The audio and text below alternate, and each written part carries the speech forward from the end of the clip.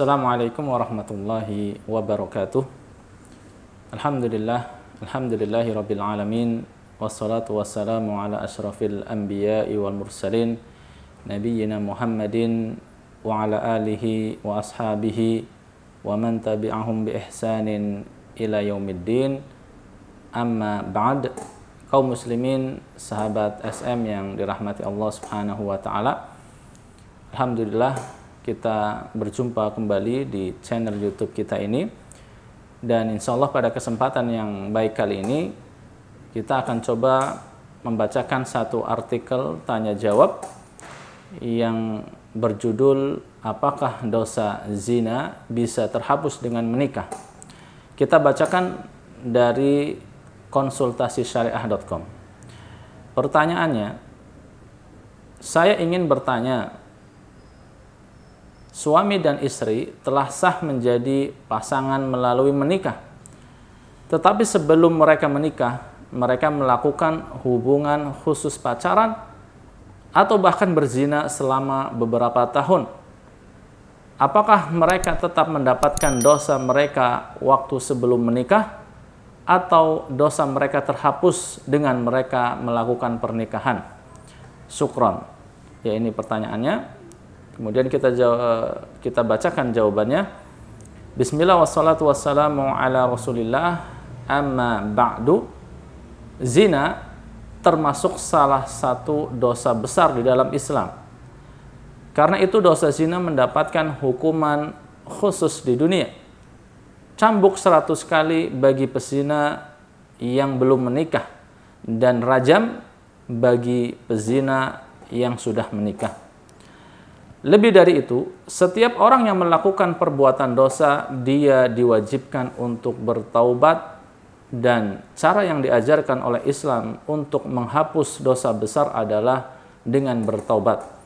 Allah Subhanahu wa taala berfirman di dalam Quran surat An-Nisa ayat 31. A'udzu billahi minasyaitonir rajim.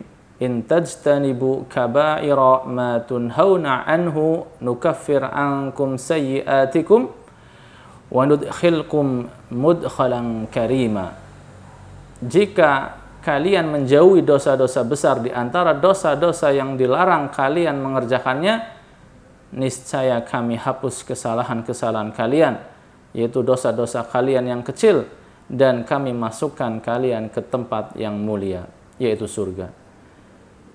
Ayat ini menjelaskan syarat dihapuskannya kesalahan adalah bertaubat, yaitu dengan meninggalkan dosa yang dilakukan. Nah, taubat secara bahasa artinya kembali. Orang yang bertaubat berarti dia kembali dari kemaksiatan menuju aturan Allah, diiringi memohon ampun kepadanya. Imam An-Nawawi rahimahullahu ta'ala mengatakan di dalam syarah Sahih Muslim, beliau mengatakan dalam kitab Al-Iman disebutkan bahwa taubat memiliki 3 rukun, yaitu al-iqla, meninggalkan dosa tersebut, an-nadam, menyesali perbuatan maksiat tersebut, dan al-azam, bertekad untuk tidak mengulangi dosa yang dia taubati untuk selamanya. Berikut penjelasan lebih rincinya dari ketiga rukun tadi. Ya, rukun yang pertama adalah al-iqla. Al-iqla, yaitu meninggalkan dosa yang ditaubati. Inilah bukti keseriusan tobatnya. Meninggalkan dosa yang dia lakukan. Ya. Semisal seorang pegawai bank belum dikatakan bertobat dari riba selama dia masih aktif kerja di bank. Seorang pezina belum dikatakan bertobat dari zina sementara dia masih rajin berzina. Imam Fudail bin Iyad mengatakan istighfar tanpa meninggalkan kemaksiatan adalah taubat para pendusta. Ini yang pertama, syarat diterimanya taubat yang pertama yaitu meninggalkan dosa yang ia mau taubati. Kemudian syarat ataupun rukun yang ketiga dari taubat adalah an-nadam.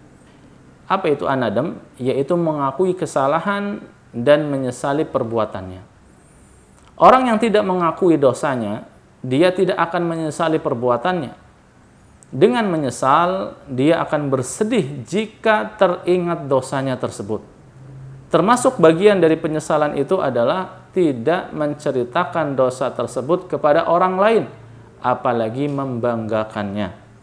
Dan jika dosa itu dipicu karena komunitas dan lingkungan, dia akan meninggalkan lingkungan atau komunitasnya. Bentuk penyesalan pezina adalah dengan menghindari segala hal yang bisa memicu syahwatnya. Kemudian rukun yang ketiga dari tobat adalah al-azm, yaitu bertekad untuk tidak mengulangi dosanya. Jika seseorang berhenti dari dosanya, sementara dia masih punya harapan atau masih punya angan-angan untuk melakukannya jika waktunya memungkinkan, maka dia belum disebut taubat. Seseorang yang bertobat dari pacaran misalnya, ya, seseorang yang bertobat dari pacaran ketika Ramadan dan akan kembali pacaran seusai Ramadan, ini belum disebut dengan bertobat. Kemudian pertanyaannya adalah, sebagaimana yang diajukan tadi, apakah dengan menikah dosa zina otomatis hilang? Ya, ada seorang berpacaran bahkan sampai berzina, ya, tapi kemudian mereka berdua akhirnya menikah. Apakah dengan menikah tersebut otomatis terhapus dosa zinanya? Ya, maka di sini dijawab, dosa zina sebagaimana dosa besar lainnya hanya bisa hilang dengan taubat. Dan syarat taubat adalah 3 seperti yang disebutkan di atas. Karena itu, semata-mata menikah belum menghapus dosa zina yang pernah dilakukan. Karena menikah bukan syarat taubat itu sendiri, kecuali jika pernikahan ini dilangsungkan atas dasar yang pertama, menyesali dosa zina yang telah dilakukan, yang kedua, agar tidak mengulang kembali dosa zina tersebut. Jika menikah atas motivasi ini, insya Allah status pernikahannya merupakan bagian dari taubat untuk perbuatan zina itu. Untuk itu, sebagian ulama menyarankan agar orang yang melakukan zina untuk segera menikah dalam rangka menutupi aib keduanya. Karena jika mereka berpisah, akan sangat merugikan pihak wanita karena tidak ada lelaki yang bangga memiliki istri yang pernah dinodai orang lain secara tidak halal. Wallahu a'lam, dijawab oleh Ustadz Amin Nurbaid, Dewan Pembina Konsultasi Syariah.com. Ya sahabat, demikian artikel yang kita baca terkait dengan pertanyaan ada orang pernah berpacaran bahkan sampai berzina, ya, berpacaran beberapa tahun, tapi kemudian dia akhirnya menikah dengan pacarnya tersebut. Apakah ini termasuk dalam perkara-perkara yang bisa menghapus dosanya, dosa zinanya tersebut? Maka jawabannya adalah tidak secara otomatis, ya, tidak secara otomatis. Karena zina yang merupakan dosa besar itu tidak bisa terhapus hanya dengan menikah saja, tetapi harus diiringi dengan taubat, ya. Karena yang bisa menghapus dosa besar itu hanyalah taubat kepada Allah Subhanahu wa taala.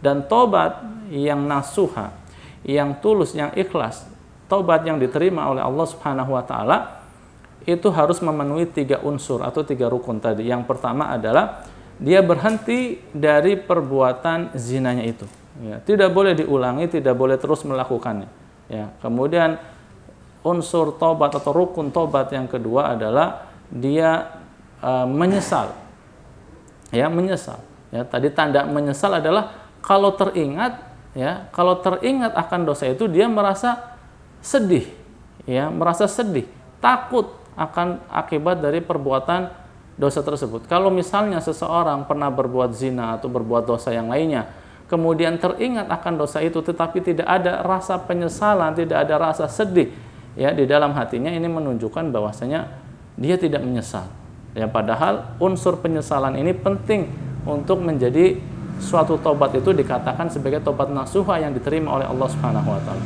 Jadi unsur yang kedua yang harus ada pada diri seseorang adalah dia menyesali dengan penyesalan yang dalam, sehingga dia sedih ketika mengingat dosa yang pernah dia lakukan. Ya. Kemudian yang ketiga, unsur yang ketiga adalah dia bertekad, ya, tidak mengulangi dosanya lagi. Jadi tidak berangan-angan nanti mau melakukan lagi, nanti mau berzina lagi, tidak, ya. Jadi yang pertama tadi berhenti, kemudian mengakui dan menyesali, kemudian yang ketiga bertekad untuk tidak mengulanginya kembali. Itulah yang insya Allah, ya, ketika dikumpulkan rukun-rukun tobat ini, itulah yang akan bisa menghapus dosa-dosa yang telah lalu, termasuk adalah perbuatan zina itu sendiri, ya. Jadi otomatis dengan menikah tidak otomatis membatalkan atau menggugurkan dosanya itu, tapi dia harus melakukan tobat yang nasuha, yang disertai diiringi, ya, dengan berhenti, menyesali, dan bertekad untuk tidak mengulangi lagi. Ketika seseorang menikah tapi tidak ada unsur penyesalan, tidak ada unsur ketiga unsur tadi, maka menikahnya itu tidak menghapus dosa zinanya. Tapi ketika dia menikah, ya, disertai dengan unsur-unsur tiga tadi, ya, unsur-unsur tobat tadi, berhenti, mengakui dan menyesali, kemudian bertekad untuk tidak mengulangi lagi, bahkan dia menikahnya itu dalam rangka untuk menghindari dari zina supaya tidak terulang lagi zinanya, ya, maka insya Allah menikahnya itu termasuk bagian dari tobat, karena di dalamnya mengandung unsur-unsur tobat itu sendiri. Ya, demikian, ya, pendengar kaum muslimin yang dirahmati Allah Subhanahu wa taala, apa yang bisa kita sampaikan, kita bacakan pada kesempatan kali ini.